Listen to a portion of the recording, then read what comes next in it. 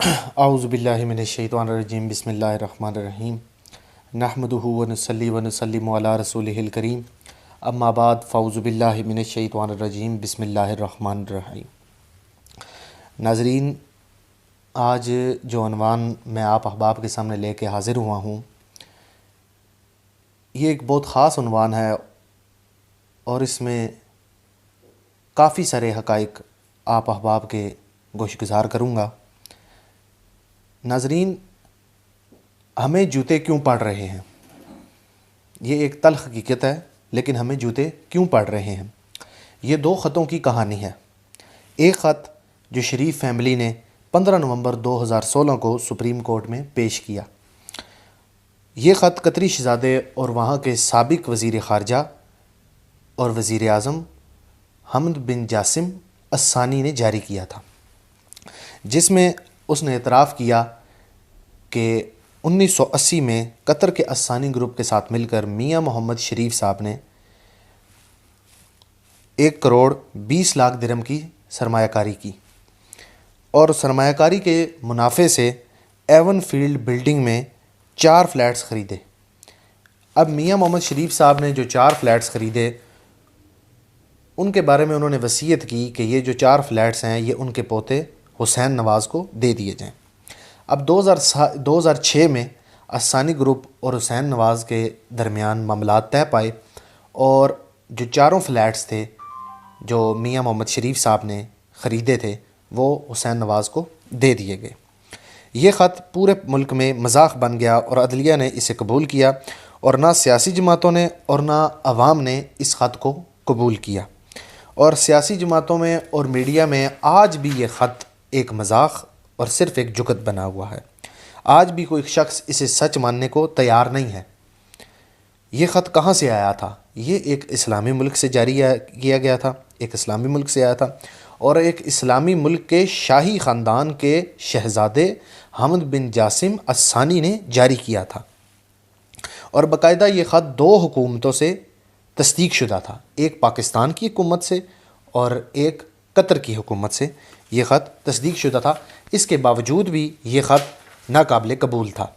دوسرا خط جو ہے وہ گلگت بلتستان کے سابق چیف جج رانا شمیم نے 15 نومبر کو جاری کیا، اور اس پر لندن کے عام سے ایک نوٹری پبلک کی مہر لگی ہوئی تھی، بہت ہی عام نارمل نوٹری پبلک کی مہر لگی ہوئی تھی۔ آپ اس خط کی قسمت ملاحظہ کیجئے کہ صرف میڈیا کے ذریعے یہ جاری ہوا اور کسی فارم پر بھی اس کو چیلنج نہیں کیا گیا کہ یہ اصل ہے یا یہ نقل ہے۔ تاہم یہ سوال ضرور اٹھائے گئے کہ رانا شمیم صاحب کو اپنے حلف نامہ لندن سے نوٹری پبلک کرانے کی کیا ضرورت پڑی؟ لندن سے انہوں نے کیوں یہ نوٹری پبلک کرایا؟ وہ کراچی سے کرا سکتے تھے، لاہور سے کرا سکتے تھے، اسلام آباد سے کرا سکتے تھے۔ لندن سے آیا کیا انہیں یہ نوٹری پبلک کرانے کی کیا ضرورت پڑی؟ انہوں نے لندن کے نوٹری پبلک چارلس ڈروسٹن کیتھری سے رانا شمیم نے اور شریف فیملی دونوں نے اپنے دستاویزات تصدیق کی۔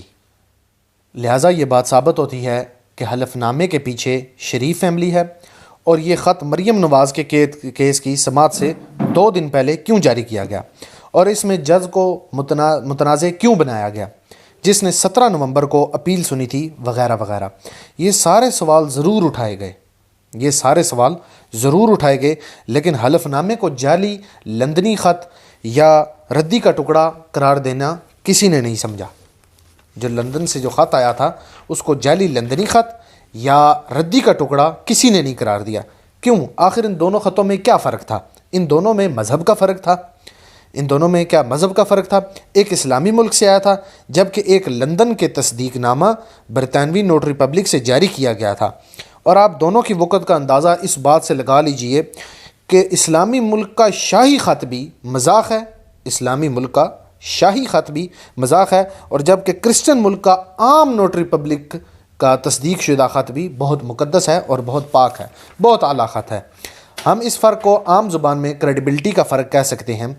میں نے چند دن قبل مریم نواز کو یہ کہتے سنا تھا کہ جو لندن کی عدالتیں ہیں اور جو ان کے جو جج ہیں وہ ہمارے ججوں کی طرح نہیں ہیں، ان کی عدالتیں ہماری عدالتوں کی طرح نہیں ہیں، وہ ہم سے بہت بہتر ہیں، وہ ہم سے بہتر فیصلے کرتے ہیں، وہ ہمیشہ حق پر اور سچ پر مبنی فیصلے کرتے ہیں۔ آپ کو یاد ہوگا کہ 27 ستمبر 2021 کو نیشنل کرائم ایجنسی NCA نے میاں شہباز شریف اور میاں سلمان شہباز کو 27 ستمبر 2021 کو، یہ 27 ستمبر اور 2021 کا واقعہ ہے کہ نیشنل کرائم ایجنسی NCA نے میاں شہباز شریف کو اور سلیمان شہباز کے حق میں فیصلہ دے دیا تھا۔ اس وقت میاں شہباز شریف نے بھی فرمایا تھا، جناب نے بھی اس بات کی وضاحت کی تھی کہ برطانیہ کی عدالتیں ہماری عدالتوں کے جیسی نہیں ہیں، وہاں اس طرح فیصلے نہیں ہوتے۔ 2 اگست 2021 کو لندن ہائی کورٹ نے نیب کو براڈ شیٹ کو 22.5 ارب روپے جرمانہ ادا کرنے کا حکم دیا تھا اور پاکستان کو یہ جرمانہ ادا بھی کرنا پڑا تھا۔ اس وقت میں نے چند وزراء کو یہ کہتے سنا تھا کہ برطانوی عدالتیں آزاد فیصلے کرتی ہیں، ان کے جو فیصلے ہیں وہ پختہ ہوتے ہیں اور انہیں قبول کرنے کے سوا کوئی آپشن نہیں ہوتا۔ آپ کو الطاف حسین کا بھی کیس یاد ہوگا، جب اسکاٹ لینڈ یارڈ نے انہیں گرفتار کیا اور اس کے بعد MQM کے پاس بھی کوئی اس کو فیصلے کو ماننے کے علاوہ ان کے پاس بھی کوئی آپشن نہیں تھا، اور عالمی عدالت انصاف نے جب جولائی 2019 میں کلبھوشن یادیو کو نظر ثانی کی اپیل کا حق دیتے ہوئے فیصلہ کیا تھا اور پاکستان کو اپنا قانون بدلنے پہ مجبور کر دیا تھا۔ کیوں؟ آخر کس وجہ سے؟ آج ہمیں ماننا ہوگا کہ 58 ملکوں اسلامی ملکوں میں، 58 عام ملک نہیں، 58 اسلامی ملکوں میں ایک بھی ایسا ملک نہیں ہے جس میں عدالتی فیصلے یا نوٹری پبلک۔ کیوں؟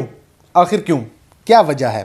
ہمیں آج ماننا ہوگا کہ 58 ملکوں میں، 58 عام ملک نہیں، 58 اسلامی ملکوں میں ایک بھی ایسا ملک نہیں ہے جس کے عدالتی فیصلے یا نوٹری پبلک کی تصدیق نامے کو جینین یا سچا سمجھا جا سکے، جبکہ کرسچن ملکوں کی عام سے نوٹری پبلک کی تصدیق نامے کو بھی پوری دنیا میں تسلیم کیا جاتا ہے۔ کیا ہم مسلمان یہ سوچ نہیں سکتے؟ کیا یہ ہم مسلمانوں کے ڈوب مرنے کا مقام نہیں ہے؟ یہ معاملہ صرف انصاف تک محدود نہیں، بلکہ پوری اسلامی دنیا کے ہر شعبے، ہر ساکھ، ہر حال میں آپ اپنے دل پر ہاتھ رکھ کے بتائیں، اپنے دل پر ہاتھ رکھ کر جواب دیجئے، آپ علاج کہاں کروانا چاہتے ہیں؟ سعودی عرب میں یا امریکہ میں؟ آپ کس ڈاکٹر، کس سرجن کو اہمیت دیں گے؟ مسلمان یا کرسچن یا ہندو؟ آپ اپنے بچوں کو اسلامی ملک میں تعلیم دلوانا چاہتے ہیں یا آکسفورڈ، ہارورڈ اور کولمبیا جیسے ملکوں میں؟ آپ کس ملک کی شہریت حاصل کرنا چاہتے ہیں؟ کسی اسلامی ملک کی شہریت حاصل کرنا چاہتے ہیں یا برطانیہ، امریکہ، کینیڈا، یورپ جیسے ممالک کی؟ آپ ادویات کہاں کی استعمال کرتے ہیں؟ آپ کرونا ویکسین کہاں کی لگوانا چاہتے ہیں؟ آپ کپڑے کہاں کے پہننے چاہتے ہیں؟ جوتے کس ملک کے پہننا چاہتے ہیں؟ کس ملک کے خریدنا چاہتے ہیں؟ کتابیں اور ریسرچ پیپر کہاں سے منگوانا چاہتے ہیں؟ اور جائے نماز اور تسبیح کہاں سے منگوانا چاہتے ہیں؟ ان سوالوں کے جواب ہمارے حال اور ہمارا مستقبل دونوں طے کرتے ہیں۔ جنرل پرویز مشرف اور میاں نواز شریف دونوں لندن میں ہیں تو محفوظ ہیں۔ جنرل پرویز مشرف بھی اس وقت لندن میں اور میاں نواز شریف بھی اس وقت لندن میں ہیں تو وہ خود کو محفوظ سمجھ رہے ہیں۔ اگر یہ کسی اسلامی ملک میں ہوتے تو ان کا یہ حال نہ ہوتا۔ میاں نواز شریف 6 سال سعودیہ عرب میں رہے، 6 سال سعودیہ عرب میں رہے۔ میاں صاحب نے پھر بریگیڈیئر نیاز اور پرنس عبداللہ کی مدد سے دیار حبیب صلی اللہ علیہ وآلہ وسلم سے اجازت لی اور لندن جانے کی تیاری کی اور مسجد نبوی صلی اللہ علیہ وآلہ وسلم میں شکرانے کے نفل پڑھے اور لندن چلے گئے۔ جنرل پرویز مشرف بھی دبئی میں تھے اور یہ بھی لندن پہنچ گئے اور اب خود کو محفوظ اور آزاد سمجھتے ہیں۔ عرب شہزادے بھی اپنی دولت یورپ میں زیادہ محفوظ سمجھتے ہیں اور اسلامی ملکوں کے ڈاکٹرز اور انجینئرز کو بھی اگر آپ اسلامی ملک اور یورپی ملک دونوں میں سے کسی ایک کا آپشن دیں تو وہ کرسچن ملک کی طرف اپنا زیادہ دھیان کریں گے، ان کا آپشن کرسچن ملک ہوگا۔ لہذا ہمیں پھر ماننا ہوگا کہ اسلام دنیا کا شاندار ترین مذہب ہے۔ اسلام ایک شاندار ترین مذہب ہے اور یہ اسلام کا ماسٹر پیس ہے، لیکن یہ بدقسمتی سے بدترین لوگوں کے ہاتھ پھنسا ہے۔ اسلام دنیا کا ایک واحد ترین مذہب ہے جس نے صفائی کو آدھا ایمان قرار دیا ہے. یعنی اگر آپ صرف صاف ستھرے ہو جائیں تو آپ آدھے ایمان کے حقدار ہو جاتے ہیں، اور جنت کے لیے تو صرف 1% ایمان بھی کافی ہوتا ہے. لیکن اگر آپ مسلمانوں کی ذاتی صفائی اور ان کے گلی محلوں اور شہروں کی صفائی تک دیکھ لیں، کیا ہم صفائی کے کسی معیار پر بھی پورے اترتے ہیں؟ اسلامی ملک کی فضائی آلودگی بلند ترین مقام پر ہے فائز ہیں. اسلامی ممالک جتنے بھی ہیں وہ فضائی آلودگی اور زمینی آلودگی کے بلند ترین مقام پر فائز ہیں. آپ کسی اسلامی ملک میں چلے جائیں تو آپ کے گرد، دھوئیں، بو اور کچرے کے ڈھیر سے ضرور واسطہ پڑے گا. اور آپ اگر کسی عیسائی یا یہودی ملک میں چلے جائیں تو آپ کو ہر چیز چمکتی دمکتی نظر آتی ہے. آپ خوراک کا معیار بھی لے لیں، ملاوٹ ہمارے مذہب میں حرام ہے، لیکن اگر مسلمان ہو اور ملاوٹ نہ کرے، یہ بات ہمارا ذہن تسلیم نہیں کرتا. پرائیویسی، شائستگی، ٹھہراؤ، دوسروں کا احترام، پرسنل سپیس، احترام انسانیت، جانوروں کے حقوق، پانی اور درختوں کی حفاظت، جنگلی حیات کا تحفظ، اداروں کا احترام، بچوں، خواتین، بزرگوں کا احترام، ان کا علاج، تعلیم، انصاف کی مفت فراہمی، مذہبی آزادی، سوچنے، بولنے اور لکھنے کی فریڈم، چادر اور چار دیواری کا تقدس، انسانی جان کی حرمت، یتیم بچوں کی پرورش اور کرائم فری سوسائٹی. اللہ نے یہ سب کچھ ہم پر واجب کیا تھا. لیکن آپ دل پر ہاتھ رکھ کر بتائیں، اسلامی ملکوں میں ان میں سے یہ جتنے بھی اسلامی ملک ہیں ان میں کسی ایک میں بھی ان سب چیزوں پہ عمل ہوتا ہے؟ یہ سب چیزیں موجود ہیں کسی اسلامی ملک میں؟ بادشاہت اور آمریت کا دور ختم ہو چکا تھا، لیکن یہ اسلامی ملکوں میں آج بھی ظاہری اور باطنی دونوں شکلوں میں یہ چیز موجود ہے. ہماری خانہ کعبہ کے طواف کے دوران جو لوگ حج یا عمرہ کے لیے سعودی عرب جاتے ہیں، ان کی خانہ کعبہ کے طواف کے دوران جیبیں کٹ جاتی ہیں، اور ہمارے ساتھ حج اور عمرے میں بھی فراڈ ہو جاتا ہے. کوئی بندہ اگر حج یا عمرے کے کسی جعلی بندے کو پیسے جمع کرا دیتا ہے ویزا کے لیے یا کسی اور معاملے کے لیے، تو اس بیچارے کے ساتھ بھی فراڈ ہو جاتا ہے. ہمارے نہ شہد اصلی ہیں، نہ کھجوریں اصلی ہوتی ہیں، نہ زمزم اصلی ہوتا ہے. مسلمان ایک دوسرے کے گلے کاٹنے کے لیے دوڑتے ہیں، 1 منٹ بھی نہیں لگاتے کسی دوسرے کا گلا کاٹتے ہوئے. ہم دہشت گردی، جرائم، فراڈ اور انسانی حقوق میں بھی بدترین ہیں. لہٰذا پھر سوال پیدا ہوتا ہے کہ ہم جوتوں کے حقدار ہیں کہ نہیں ہیں؟ یہی میری آج کی تقریر کا عنوان تھا کہ ہم جوتوں کے حقدار ہیں یا نہیں. یہ ناظرین، جو حقائق میں نے آپ احباب کے سامنے پیش کیے ہیں، ان کو ذہن میں رکھ کے، اس بات کو اپنے دل پر ہاتھ رکھ کے سوچیں کہ کیا ہم جوتوں کے حقدار ہیں یا نہیں. ہم سر سے لے کر پاؤں تک ذلت کیا ڈیزرو نہیں کرتے؟ میرے ایک دوست ہیں، کرسچن دوست، میرے ایک مسلمان دوست ہیں، وہ اپنے ایک کرسچن ملازم کی ٹھکائی کر رہے تھے. تو جب میں نے پوچھا کہ آپ اس کو کیوں برا بلا کہہ رہے ہیں، تو انہوں نے آگے سے جواب دیا، سانس بھری اور آگے سے جواب دیا، یہ ہم مسلمانوں کی حق تلفی کر رہا تھا. میں نے جب پوچھا کہ یہ ہم مسلمانوں کی کیا حق تلفی کر رہا تھا، تو انہوں نے ہنس کر بولا کہ یہ سودے میں سے پیسے مار رہا تھا. اور میں نے جوتا اتار کے اس کو بتایا کہ بے شرم انسان، یہ بے ایمانی کرنا ہم مسلمانوں کا حق ہے. تم کرسچن ہو کر بے ایمانی کرتے ہو، تمہیں شرم نہیں آتی؟ میری ہنسی نکل گئی، اس وقت میری ہنسی نکل گئی. لیکن کچھ دیر بعد میں غم کی حالت میں چلا گیا، رو رہا تھا، اور وہ کرسچن ملازم ہنس رہا تھا.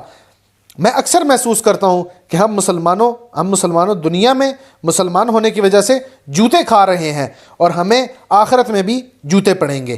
کیونکہ ہمیں آخرت میں آخر جوتے پڑیں گے کیوں؟ اس کی کیا وجہ ہے آخرت میں جوتے پڑیں گے؟ اس کی صرف اور صرف یہی وجہ ہے کہ ہم سرے سے مسلمان تھے ہی نہیں. ہم صرف رسول اللہ صلی اللہ علیہ وآلہ وسلم کا نام لیتے تھے، لیکن ان کے احکامات پہ عمل صرف اور صرف غیر مسلم کر رہے ہیں. لہٰذا دنیا اور آخرت دونوں کے انعامات انہیں ہی مل رہے ہیں. ہم یہاں سے بھی خالی ہاتھ ہیں، اور ہم شاید وہاں پہ بھی خالی ہاتھ ہوں گے. اسلامی دنیا اور مسلمان دونوں اخلاقیات کے خوفناک بحران میں شکار ہیں. ناظرین، میں اپنی تقریر کا اختتام کرتا ہوں. وآخر دعوانا ان الحمد للہ رب العالمین.